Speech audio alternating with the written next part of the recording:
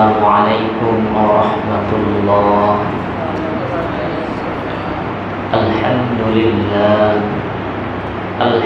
لله نحمده ونستعينه ونستغفره ونعوذ بالله من شرور أنفسنا.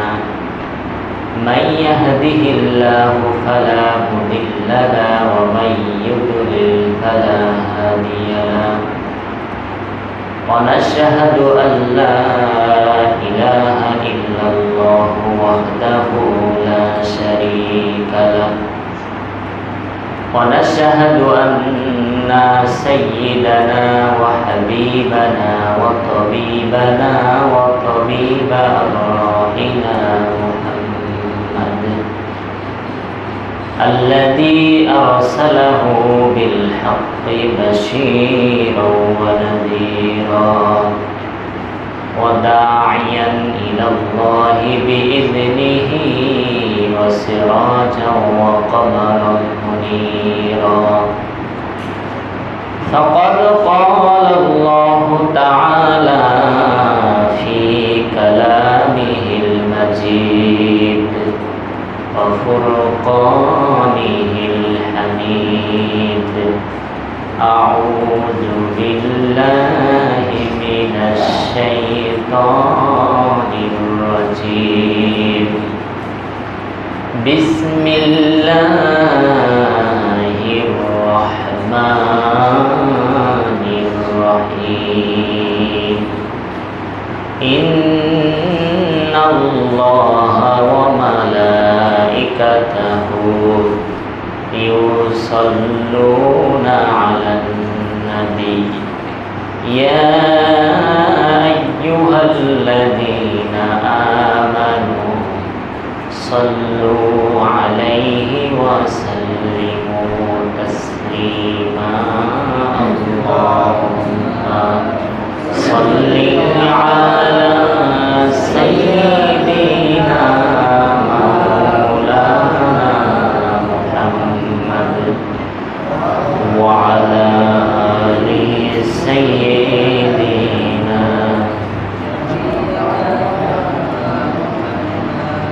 মেঘময়ূরী পশ্চিমেতে যেও, আমার সালাম নবীর দেশে দিও।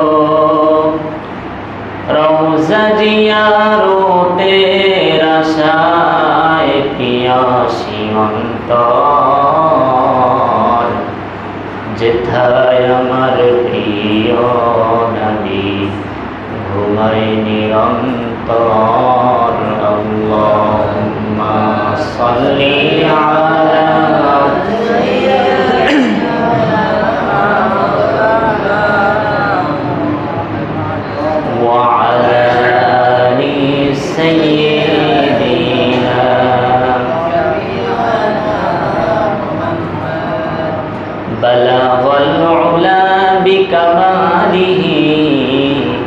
كشف الدجى بجماله حسنت جميع خصاله صلوا عليه وآله. সমস্ত প্রশংসা ওই মহান তাবারক ওয়া তাআলার দরবারে, যে আল্লাহ রাব্বুল আলামিন আমাদেরকে সুস্থ সবল রেখে জুমার নামাজ আদায় করার জন্য কবুল করেছেন। সবাই বলছি আলহামদুলিল্লাহ।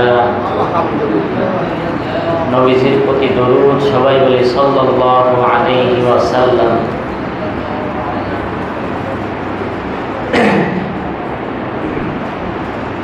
এই মাসের গুরুত্ব এবং ফজিলত অন্যান্য মাসের তুলনায় অনেক বেশি। 12 মাসের মধ্যে 4টি মাসের ফজিলত আল্লাহর কাছে বেশি, তার মধ্যে এই মাসের ফজিলত বাকি ওই 3টির চাইতে আরো বেশি। এমনকি রমজানুল মুবারক মাসের চাইতেও বেশি দেয়া হয়েছে। হাদিসে এসেছে যে এই মাসের ফজিলত কি জিহাদ করার চাইতেও কেউ যদি আমল করে তাহলে ওইটার যে মর্যাদা হয় ওইটা কি জিহাদ করার চাইতেও বেশি? নবীজি বলছেন হ্যাঁ। কেউ এই মাসের এই প্রথম 10 দিন ইবাদত বন্দেগী করলো, যে পরিমাণ সওয়াব হলো, যে আমল করলো, এই আমলের মর্যাদা জিহাদকারী ব্যক্তির চাইতেও বেশি, মানে জিহাদ করে যত সওয়াব অর্জন করলো তার চাইতেও বেশি।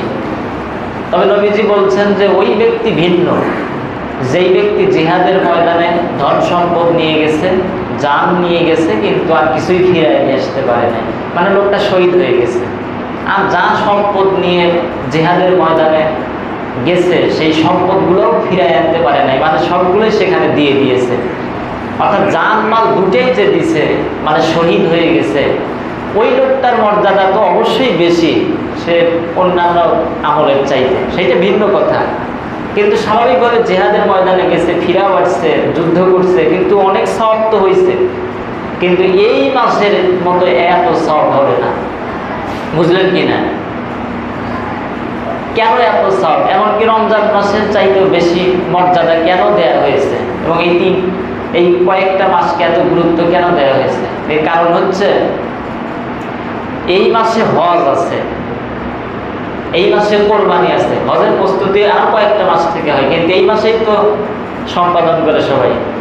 এরপরে কোরবানি তো আছে, এরপরে রোজার কথা আছে এই মাসে 9টা, অর্থাৎ 1ম তারিখ থেকে শুরু করে 9 তারিখ পর্যন্ত ঈদের দিনটা বাদ দিয়ে, তাহলে রোজার কথা যেহেতু হাদিসে আছে, আবার রোজাও আছে। কেউ যদি আরাফার দিনে রাখে সেটা তো রাখবে, সেটা ভিন্ন কথা, তবে বাধ্যতামূলক না, কিন্তু রোজা আছে। এরপরে নফল নামাজের কথা এই কয়েকদিনের মধ্যে আছে। এছাড়া আরো আনুষঙ্গিক অনেক আমল আছে, মানে এই অল্প কয়েকদিনের ভেতরে অনেক আমল যুক্ত হওয়ার কারণে অন্যান্য মাসের চাইতে অনেক ফজিলতপূর্ণ।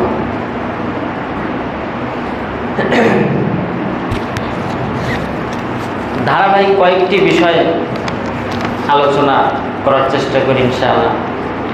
1 নম্বর হচ্ছে নফল রোজা। এমনি যে কোনো মাসেই নফল রোজা রাখা উচিত। সোমবার, বৃহস্পতিবার রোজা রাখা উচিত।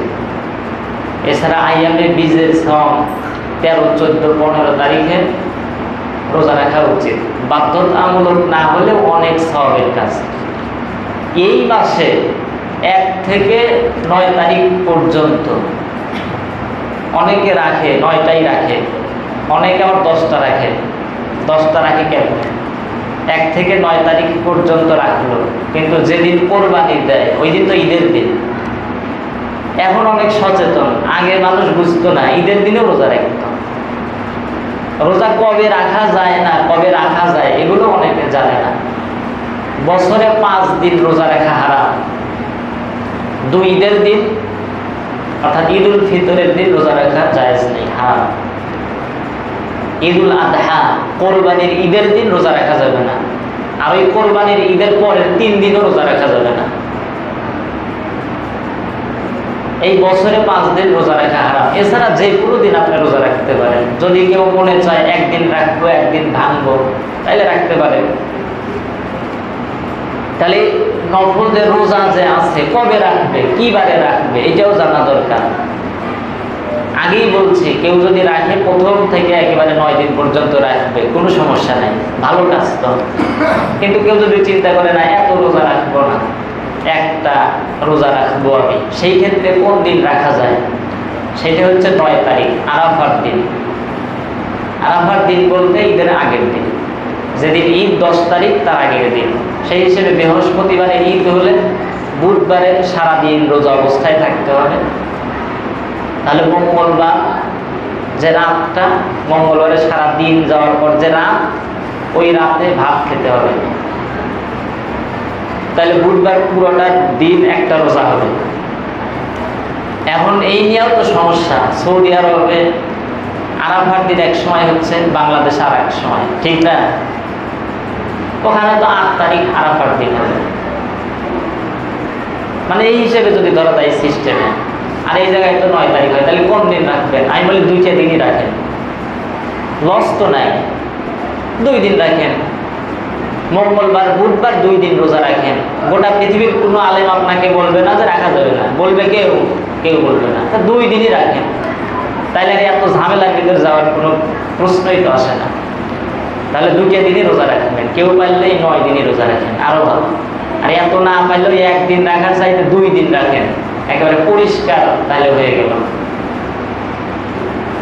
সওয়াবও বেশি পেলেন। এরপরে 2 নম্বর, সামর্থ্য থাকলে হজ ও উমরা করা। কারো যদি সামর্থ্য থাকে তাহলে হজ এবং উমরা করা।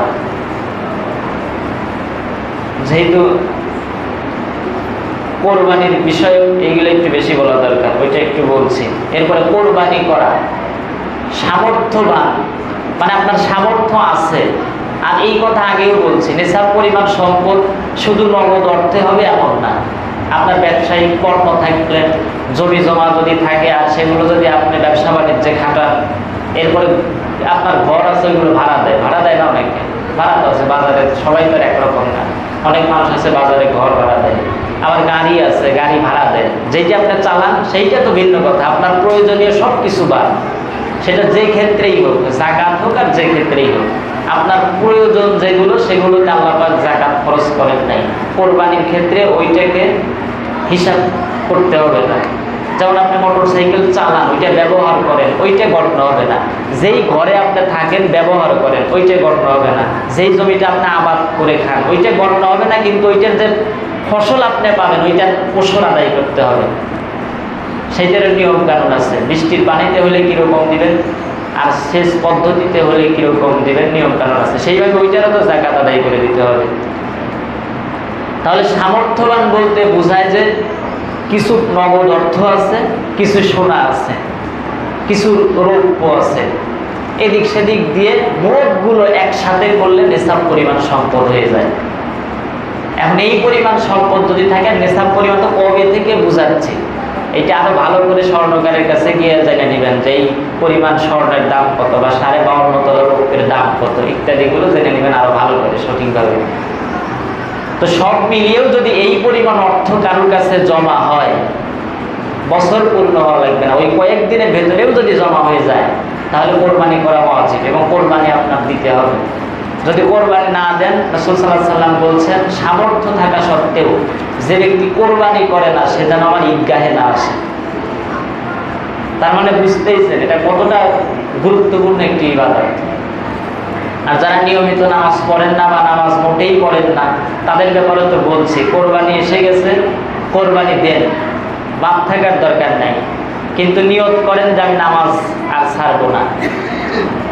বুঝতে পারলেন কিনা? এখন তাদের অনেকে আবার ভাগে নিছে, এখন মাসআলা জিজ্ঞেস করে, হুজুর বেনামাজি তো ভাগে নিয়ে নিছি, তাই কি করব? এইটারও অনেক মতভেদপূর্ণ মাসআলা। এই জন্য বলি, এত ভাগে ভাগ বটোয়ারায় না যাওয়াই ঠিক। যদি যেতেই চান তাহলে একটু সহি পদ্ধতিতে যাওয়া উচিত। আর যদি নিয়েই ফেলেন এমন কাউকে, তাইলে সাথে কোরবানি দেন, এই নিয়ে ঝামেলার কিছু নাই। একটা অনেক বড় সংখ্যক আলেম যারা কোরআন সুন্নাহ দলিলের ভিত্তিতে বলেছেন যে কেউ যদি বেনামাজি হয়, সুদখোর হয়, এরকম কেউ হয় আর ভাগে নেওয়া হয়েছে, তাহলে ওই লোকটার বোঝা আপনাকে বহন করতে হবে না। এটাতে আপনি বোঝা যাচ্ছে আপনি তো নামাজি, আপনি ভালো মানুষ, ওর কারণে আপনার কোরবানি কেন বাতিল হবে? লা তাজিরু ওয়াজিরাতুন বিজরা উখরা, কারো বোঝা কেউ বহন করে না। যে কারণে ভাগে ওইটা থেকে যত বিরত থাকতে পারেন। একা একা ছাগল কোরবানি দেন, কিন্তু যদি ভাগে চলেই যান 7 জনের, ওর ভিতরে একজনের এদিক সেদিক থাকতে পারে, এই অপমান অপদস্থ করার দরকার নাই, ওর বোঝা ও বহন করবে, ইনশাল্লাহ আপনার কোরবানিতে ঝামেলা হবে না। আর আগেই তো বলছি যে এই ভাগ বিষয়টাতে আমি না যেতে বলি, আর গেলে পরে একটু দেখে শুনে যাওয়া উচিত। তো যাদের সাথে নিচ্ছি তারা নামাজি কিনা, সুদের টাকা আছে কিনা, এগুলো একটু যাচাই বাছাই করে নেওয়া উচিত। সব কিছু জেনে বুঝেও যদি এমন হয় যে আমি বুঝতে পারি নাই সে সুদ খায়, এটা অনেক সময় গোপনীয় থাকে, এমনভাবে সুদ খাই টের পাওয়া যায় না। এরপরে 4 নম্বর, চুল ও নখ না কাটা। চুল নখ এগুলো না কাটা, অর্থাৎ এই পুরো 10 দিন আপনি কাটবেন না এগুলো। এমনকি ঈদগাহে যাবেন, অনেকে চিন্তা করে, অনেকে আবার এই ভুলটা করে যে ঈদগাহে যাওয়ার আগে এই কয়েকদিন কাটে না, ঈদগাহে যাওয়ার আগে একেবারে সাফ, আবার দাড়ি সেভ করে, ওই কয়েকদিন কাটে নাই, ওই দিন দাড়ি সেভ করে যায়। এটা করবেন না। এমনি দাড়ি সেভ করা এটা কি জায়েজ আছে বলেন? জায়েজ নাই। কিন্তু যারা শেভ করেন আবার রাগ করার কিছু নাই, ভালো কথা তো। কোরআন সুন্নাহর আলোকে যেইটা বলা সেইটা তো বলতেই হবে। আপনাকে তো আমি বাধ্যও করতে পারবো না, ওই রকম ক্ষমতাও তো আমার নাই, কিন্তু বুঝাইতে অন্তত পারবো। দাড়ি কাটা এইটা ওই 9-10 দিনেও হারাম, অন্য সময়ও জায়েজ নাই। তবে এইটা নিয়ে মতভেদ আছে যে দাড়ি যারা কাটে এইটা কতটা না জায়েজ অজায়েজ ইত্যাদি বলে।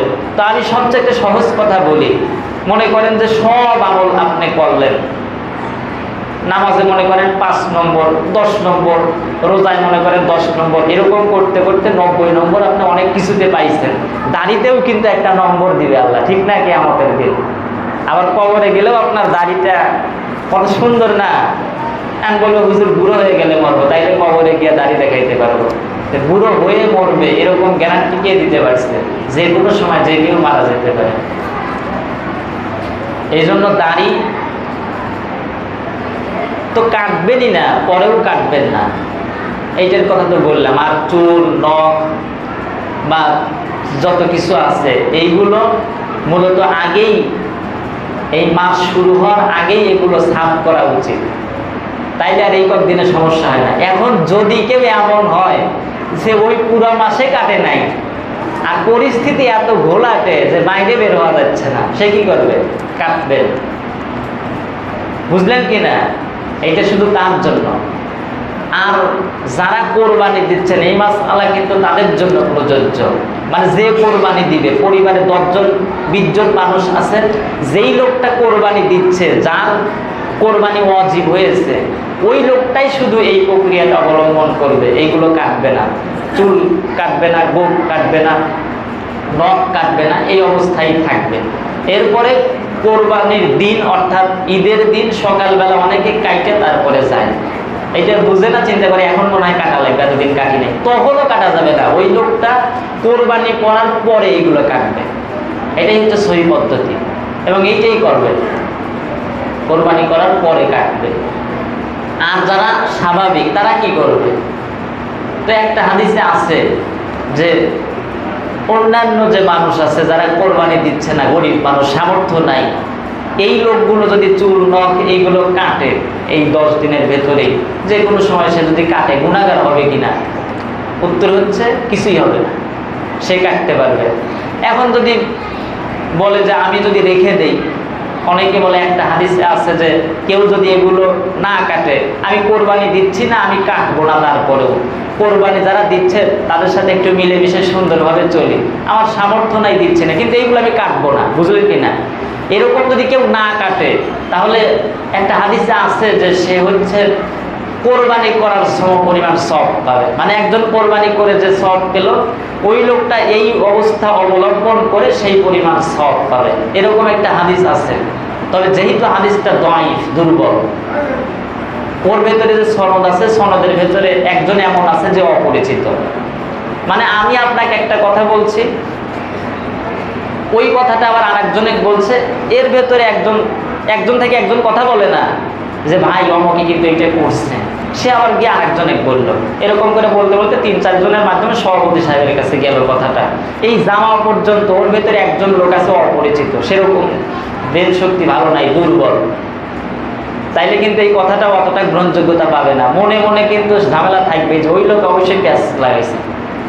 বুঝলেন কি না? আর পেঁয়াজ তো এরকম লাগায়, যদি মিথ্যাবাদী হয় তাইলে তো ঝামেলা বাজাই কথাটা দিবে এবং পরবর্তীতে এই নিয়ে ঝামেলা হবে। তো যাই হোক, এই হাদিসের আলোকে ওই পরিমাণ সওয়াব পাওয়া যায় এরকম একটা বিষয় আছে। তো সওয়াব যদি আল্লাহ দেয় তাতে তো কোনো সমস্যা নাই, কিন্তু এর মানে এই না যে যে কোরবানি দিচ্ছে না সে কাটতে পারবে না। ইচ্ছা করলে সে কাটতে পারবে, এগুলো আবার রেখেও দিতে পারবে। আশা করি বুঝতে পারছেন বিষয়টা। আর যে কোরবানি দিচ্ছেন সে কাটবেন না, একেবারে পরিষ্কার কথা। এরপরে 5 নম্বর, আল্লাহর কাছে আত্মসমর্পণ এবং তাওবা করা। মানে এই 10 দিনের ভেতরে যেটা করবেন তার ভেতরে আছে আল্লাহর কাছে সম্পূর্ণরূপে আত্মসমর্পণ করা এবং আল্লাহর কাছে তাওবা করা। জীবনে যে কত গুনাহ করছেন এগুলো ভাবেন, অন্যের খালি দোষ তালাশ করি, অমকে কি করছে, তমকে কি করছে, চায়ের দোকানে বসে বসে এই গল্প। আপনার নিজের জীবনের হিসাব করছেন, আপনি কি করছেন, এইগুলোই তো সমাজে চলে। আপনি নিজের হিসাব যদি করেন যে আমি ছোটবেলায় কি করছি, কত আকাম কুকাম করছি, এগুলো ভাবলে তো আপনার মাথা চক্কর দিবে যে কি করছি। এগুলো সমাজের লোক জানলে তো আমাদের সম্মানই দিবে না। অনেক খারাপ কাজ করছেন আপনি, অনেক বাজে কাজ করছেন, যেগুলো মনে করা উচিত, নিজের হিসাব নিজে করা উচিত এবং আল্লাহর কাছে সম্পূর্ণরূপে ফিরে আসা উচিত। এবং এই যে আল্লাহর কাছে আত্মসমর্পণ করা, এই ব্যাপারে নবীরা ছিল সবচাইতে অগ্রগামী, যেমন ইব্রাহিম আলাইহিস সালাম। যাই হোক, এটা অনেক লম্বা বিষয়, ওইটা আর যাবো না। ইব্রাহিম আলাইহিস সালামের কথা, এই যে কোরবানির মাঠে আগে আগে যাবেন, আগে আগে যাওয়ার চেষ্টা করবেন ইনশাআল্লাহ। আপনারা আগে গেলেই আলোচনা তো শুরু হয়ে যাবে, আর যদি সুবিধা থাকে, ভালো থাকে আকাশ, তাহলে আগেই যাবো ইনশাআল্লাহ। এরপরে তাওবা করা। তাওবা করা মানে হচ্ছে খালি একবার তাওবা করবো আবার ওইটাই আবার করবো, এমন না। আমি যেই গুনাহটা করছি আর জীবনে ওইটাই করবো না, ওইটার জন্য অনুতপ্ত হতে হবে যে আমি এটা করছি, এটা খুব খারাপ কাজ ছিল, আল্লাহ জীবনে আর করবো না। এবং চোখের পানি ঝরাতে হবে, রাতের বেলা একা একা কাঁদতে হবে। এবং এই যে গুনাহগুলো, এইগুলোর কথা স্মরণ করা সবচেয়ে ভালো যায় কবরস্থানে গিয়ে। তো কবরস্থানে 10-12 জন না গিয়ে আল্লাহ রসুল, এটা কিন্তু যাওয়াও এরকম ইয়া না, মাসালাগতভাবে অন্যরকম বিষয়। একা একা যায় আমার সমস্যা নাই, একা একা গিয়ে আল্লাহর কাছে বলবেন, এটা নিয়ে কোনো মতভেদও নাই। আর একা একা গেলে উপকারও আছে, কোরআন সুন্নাহর আলোকে যেটা হয় সেটার মাধ্যমে ফায়দাও আছে। আপনি একা একা কবরস্থানে যাবেন, দেখবেন মন নরম হয়ে গেছে, ওই যে একা একা। আর যখন অনেকজন যাচ্ছেন অতটা কান্না আসবে না। এই জন্য একা একা গিয়ে আল্লাহর কাছে বলবেন, আপনারা আত্মীয় স্বজন আছে তাদের জন্য দোয়া করবেন, নিজের জন্যও করবেন, অথবা গভীর রাতে মানে শেষ রাতের দিকে উঠে তাওবা করবেন আল্লাহর কাছে। বিশেষ করে সব সময় তাওবা করা যাবে, সমস্যা নেই, কিন্তু এই মাসে এই সময় অবশ্যই আল্লাহ কবুল করবেন, যেহেতু ফজিলতপূর্ণ একটা সময়। আবার হাদিসে আসছে অনেক। 6 নম্বর, অধিক পরিমাণ আল্লাহর জিকির করা। এই পুরোটা সময় আল্লাহর জিকির করা, এবং আল্লাহর জিকিরের ভেতরে সবচাইতে উত্তম জিকির গুলো যেগুলো আছে, সুবহানাল্লাহ, আলহামদুলিল্লাহ। এই যে সুবহানাল্লাহ বলা হয়, আল্লাহ আকাশ আর জমিনের মাঝের সব ফাঁকা জায়গাগুলো সব দ্বারা পূর্ণ করে দেয়। অনেকে চিন্তা করে এত সুবহানাল্লাহ বলি, এত সব রাখে কোথায় আল্লাহ? আল্লাহর কাছে এটা কিছুই না, ওইটা তো আপনার চিন্তা করে লাভ নাই। এরপরে আলহামদুলিল্লাহ বললেন নামলাউল মিজান, আল্লাহ মিজানের পাল্লাকে ভারী করে দেন। এরপরে আল্লাহু আকবার করবেন বেশি বেশি, তারপরে কালেমা পড়বেন লা ইলাহা ইল্লাল্লাহু মুহাম্মাদুর রাসূলুল্লাহ, এইটা বেশি বেশি পড়বেন। এরপরে তাকবীর বলা, আল্লাহু আকবার লা ইলাহা ইল্লাল্লাহু আল্লাহু আকবার ওয়ালিল্লাহিল হামদ, বেশি বেশি এই তাকবীর বলা। 8 নম্বর, গুনাহ থেকে বিরত থাকা। এই 10 দিন সহ অন্য সব দিনই তো গুনাহ থেকে বিরত থাকতে হবে, কিন্তু এই 10 দিনে যেন আমার দ্বারা ছোটখাটো গুনাহগুলো না হয়, সেটা থেকে সম্পূর্ণরূপে বিরত থাকতে হবে। আর মানুষের মর্যাদা কিন্তু সে কত বেশি আমল করে। একজন তাহাজ্জুদ করে, নফল নামাজ আদায় করে, সাথে সাথে অনেকগুলো আমল করে, 5 ওয়াক্ত নামাজ তো পড়ে, কোরআন তেলাওয়াত করে, কিন্তু পাপ কাজ করে। ছোটখাটো পাপ কাজগুলো থেকেও বেঁচে থাকে না। বড় বড় পাপ না করলেও ছোট ছোট এমন কিছু পাপ করে যেগুলো জায়েজ নাই, তাহলে ওই ব্যক্তি কখনোই আল্লাহর কাছে তাকওয়াবান বলে গণ্য হবে না এবং মর্যাদা সম্পূর্ণ হবে না।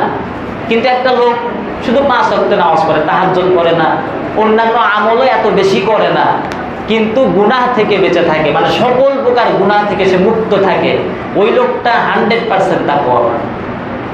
মানে আল্লাহর কাছে এটাই তার বিশেষ মর্যাদা, সে পাপ থেকে বেঁচে আছে, এই পাপে পরিপূর্ণ সমাজ থেকেও সে ওইটা থেকে বিরত থাকতেছে। এই জন্য রাসূল সাল্লাল্লাহু আলাইহি ওয়াসাল্লাম বলছেন, শেষ জামানা আসলে বেশি কম কথা বলা উচিত, ঘরের ভেতরে অবস্থান করা উচিত, নিজের গুনার জন্য আল্লাহর কাছে তওবা করা উচিত, অনুশোচনা করা উচিত। এরপরে নফল ইবাদত করা, আর নফল ইবাদতের ভেতরে যেগুলো আছে সেগুলো তাহাজ্জুদের নামাজ পড়া, এটাও নফল বা সুন্নত। এছাড়া 2 রাকাত করে আমরা যত পারি পড়তে পারি। এছাড়া আরও কিছু নামাজ আছে সেগুলো পড়তে পারি। মসজিদে ঢোকার পর 2 রাকাত নামাজ এমনিই পড়তে হয়, পড়তে পারি। ওযু করছি, একটু 2 রাকাত নামাজ পড়ি, পড়বেন। এরকম যত আমল আছে বেশি বেশি অন্তত এই মাসে এই কয়েকদিনে করা উচিত। এরপরে 10 নম্বর, দান সাদকা বেশি বেশি করা উচিত। দান করার ক্ষেত্রে বেশি মানে অ্যাক্টিভ হওয়া উচিত আমাদের। আশেপাশে দেখে দেখে কারা অসহায় আছে তাদের দান করা উচিত, যতটুকু পারা যায়। যেহেতু অল্প কয়েক মিনিট সময় আছে, এর ভিতরে কয়েকটা প্রশ্ন আকারে বলে শেষ করে দিই। এরপর হচ্ছে গরিব মানুষ চুল নখ না কাটলে কোরবানি করার সমান সওয়াব পাবে, কথাটা কতটুকু সঠিক? একটু আগে যে বলছি হাদিসে আছে, যদি কেউ এটা করে, গরিব মানুষ কোরবানি দিতে পারে নাই, সে চিন্তা করলো অন্তত চুল নখ এগুলো আমিও কাটবো না, আল্লাহ পাক ইচ্ছা করলে তো ওই পরিমাণ সওয়াব দিতেও পারে। তবে সবচেয়ে বড় কথা হচ্ছে সে ইচ্ছা করলে কিন্তু কাটতে পারবে, বাধা নাই।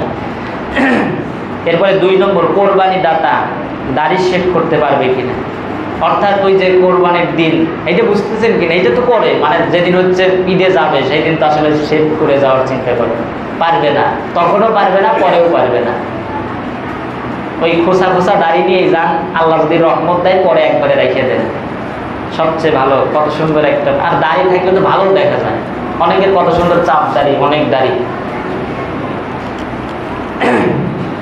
এরপরে কোরবানির গোশত দিয়ে দিনের প্রথম খানা শুরু করতে হয়, কথাটা কতটুকু সঠিক? কোরবানির গোশত দিয়ে প্রথম খানা শুরু করতে হয়, এটা তো পুরাই সঠিক এবং সুন্নাহ দ্বারা প্রমাণিত।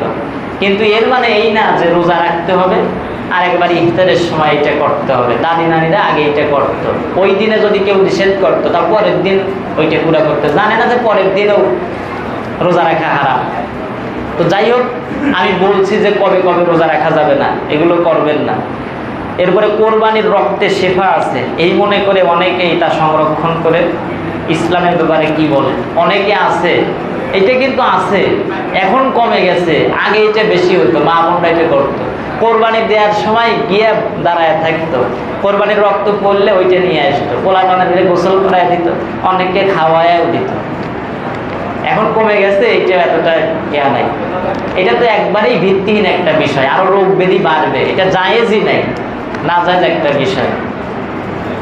আর আল্লাহ পাক বলছেন হুররিমাত আলাইকুমুল মাইতাতু ওয়াদ-দামু ওয়া লাহমুল খিনজির, এই যে রক্ত, এটা সম্পূর্ণরূপে হারাম, খাওয়া তো যাবেই না।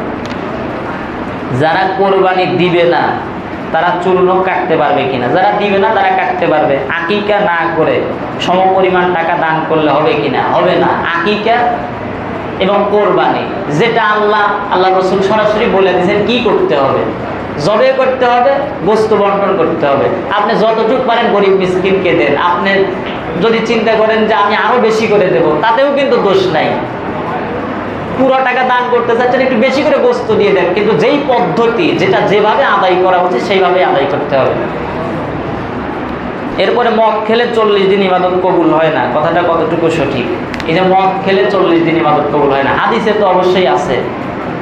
তো এই নিয়ে আলেমদের ভেতরে একটু মতভেদ আছে, তবে সবচাইতে স্ট্রং হচ্ছে মদ যদি কেউ খায় ইবাদত কবুল হবে না। এখন আল্লাহ যদি তার তওবা, মনের তওবাটা কবুল করে ফেলে, এই জন্য যে মদ খাইছে ওই লোকটা যদি এখন চিন্তা করে মদ খাইছে ইবাদত কবুল হবে না, ইবাদতই করবো না, নামাজই পড়বো না, তাইলে তো আরো বেকায়দা। অর্থাৎ সে নামাজ পড়তেই থাকবে, সব আমল করতেই থাকবে, আল্লাহ যদি ভালোবেসে সব মাফ করে দেয় আর তার ইবাদত কবুল করে ফেলে, তাইলে আমার তো কোনো সমস্যা নাই, ঠিক না? এই জন্য যে মদ খাচ্ছে, যাই করতেছে, খাওয়ার পর ভুল বুঝে তওবা করলে আশা করা যায় আল্লাহ তার ইবাদতগুলো কবুল করতেও পারে। আর না করলেও সে পড়তেই থাকবে, পরবর্তী থেকে তার কাউন্ট হবে। এরপরে কোরবানির পশুকে মালা পরানো যাবে কিনা? কোরবানির পশুকে মালা পরানো এইটা না জায়েজ না। যদি মায়া করে বা ভিন্ন রকম ভাবে পরানো হয়, বাড়িতে যে কোরবানির পশু আনছে, পোলাপান একটু আনন্দ উৎসবে, ওইটা ভিন্ন জিনিস, মানে আলাদা একটা সিস্টেম, আনন্দ। কিন্তু যদি এইটা হয় যে কোরবানির গরুর গলায় মালা পরিয়ে সারা শহর ঘুরানো হবে, এবং অনেক, বিশেষ করে চট্টগ্রামে এইগুলোতে বেশি হয়, ওই যে মাজার আছে, অনেক মাজার আছে ওখানে, আর এইগুলো পরে ওরা তো বড় গরু কিনছে আর সেইটার গলায় মালা দিয়ে সারা শহর ঘুরায় যে আমি একটা কিনছি, দেখায় সবাই, এটা তো জায়েজই নাই, লৌকিকতা। কোরবানি তো আল্লাহ কবুল করবেই না, সম্ভাবনাও নাই। এমনি তো বলা যাচ্ছে যে গোশত খাওয়ার জন্য আল্লাহ কোরআনে এমনি নিষেধ করছে। এরপরে জিলহজের চাঁদ দেখা যাওয়ার পর মুরগির গোশত খাওয়া যাবে কিনা? অনেকে মুরগির গোশত খাওয়া বাদ দিয়ে দেয়, আর আনতেও দেয় না, বাড়ির লোকজন আরো এরকম পাগল। মুরগির গোস্ত, যে কোনো গোস্ত খাওয়া যাবে, যে কোনো সময় খাওয়া যাবে, খাওয়া দাওয়ায় কোনো নিষেধ নাই। খালি রোজা রাখছেন সারাদিন, কোনো দিন রমজান মাসে অন্যান্য সময় যদি রোজা রাখেন তাইলে তো খাওয়া যাবে না যে কোনো জিনিস। এছাড়া যে কোনো সময় যা খান আপনি, এটা বৈধ, না জায়েজ নাই।